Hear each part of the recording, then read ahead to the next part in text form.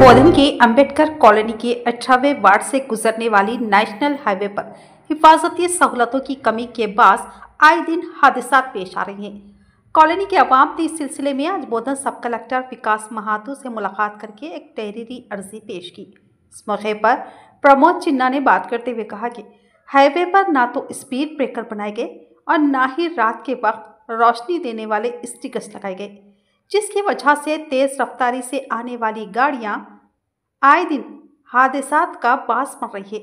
उन्होंने बताया कि चंद दिन कबल ही 2 सड़क हादसात पेश आ चुके हैं। उन्होंने मजीद कहा कि कॉलोनी के लोग सड़क अबूर करते वक्त खौफ और इज़्तिराब का शिकार रहते हैं।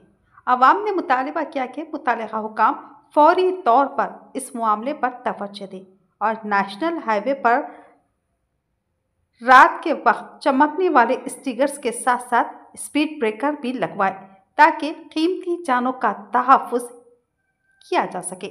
इस मौके पर शशांक, शिवाजी, निखिल, किरण, चिंटू, प्रसाद, राहुल के अलावा दीगर मुकामी नौजवान मौजूद थे। ఏదైతే అంబేద్కర్ కాలనీ 18వ వార్డు నుండి నేషనల్ హైవే వెళ్ళడం జరుగుతున్నది. అక్కడ నేషనల్ హైవే రావడంతో వాహనదారులు చాలా వేగంగా వెళ్ళడం జరుగుతున్నది. కాబట్టి 2 రోజులకు 3 రోజులకు 2 యాక్సిడెంట్లు కానీ జరుగుతూ ఉన్నాయి. కాబట్టి మేము నిన్న మున్సిపల్ కమిషనర్ గారికి పోయి కలవడం జరిగినది.